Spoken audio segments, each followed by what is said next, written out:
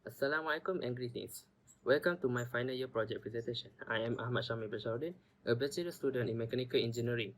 The title for my FYP project is Surface Analysis and Hardness Profile of COCRMO Alloy Denture Framework produced by Metal Casting and Additive Manufacturing Process, supervised by my lecturer, Prof. Madya Dr. Muhammad Hussain Ismail, and the co-supervisor from the Faculty of Dentistry, Dr. Aini Hayati Abdul Rahim. We start our presentation by looking into the summary of the project. The widespread use of additive manufacturing, or also cannot be known as selective laser manufacturing, for metal products may replace the conventional casting methods in producing metal denture. But to replace the manufacturing process from conventional to new process, analysis needed on the new process, which is additive manufacturing process. This is because different manufacturing process result in different mechanical properties. So for this project, I will be focusing on the analysis of the hardness and surface roughness of the metal denture that have been produced by both manufacturing processes. Before continuing with the presentation, I will first give some brief introduction about what is metal denture. Metal denture is a dental framework which the replacement teeth will be attached to. The design are unique to each patient. The dental framework will be attached to the patient's gum. Dental framework usually made from metal and conventionally made by using casting method. Additive manufacturing may replace the conventional method as it able to produce complex structures. For the initial step, to understand more on the study, some review on the previous research have been done. In this slide, it is shown the result from the weakest hardness analysis for samples that have been produced by additive manufacturing and casting. The figure on your left side is the sample from casting.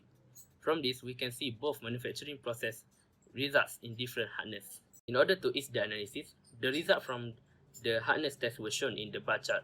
From the chart, the sample that have been produced by SIM has hardness weaker value of 382, which is higher than the sample from casting. Next, we will continue with the analysis of the yield strength.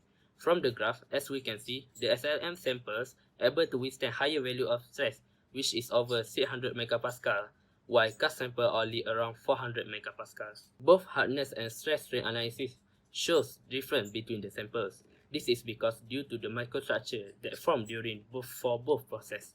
On the left side is the microstructure for samples for casting, while the other figure is for selective manufacturing samples.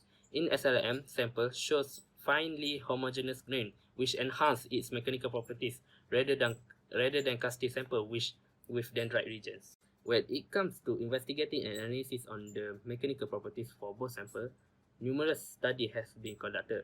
Additive manufacturing for metal relatively still new to the manufacturing technology.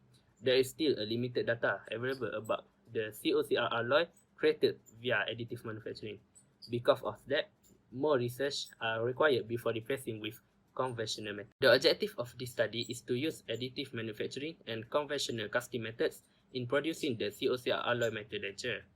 Prepare both samples for hardness and surface roughness analysis and analyze the result that were obtained and make conclusion. The scope and limitation of this study is that the materials that will be used is COCR alloy. Metal denture that will be produced have design that is almost the same. Samples only collected from two locations, which is 3D Gen Sendirian Berhad and from Faculty of Dentistry. Samples analysis will be conducted in the lab which are located inside the campus.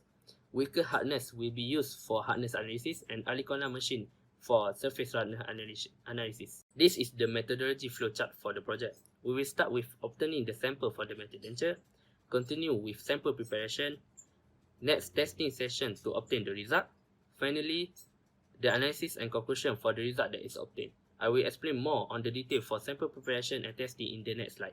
For the details of sample preparation, picture on your left shows the sample before cut into smaller pieces. Bolt cutter were used as no heat generated during the casting process. The purpose of heat avoidance during the cutting process is to prevent any structural change on the samples. Continuation on the sample preparation, which is molding process or mounting process. The purpose of the process is to ease the sample handling during the grinding, polishing, and observation under the microscope. First, the sample were placed flat on the stage. Next, phenolic powder was poured into the mold and any excess have been brushed off. Then push and turn the lock. Wait for 10 minutes for the powder to melt completely. After that, wait for 8 minutes so the mounting will be hardened. The picture on the right shows the final product. For the mounting process, the brow region is where some plasticine will place to make sure the sample does not move during the process. Last step for the sample preparation, which is grinding and polishing.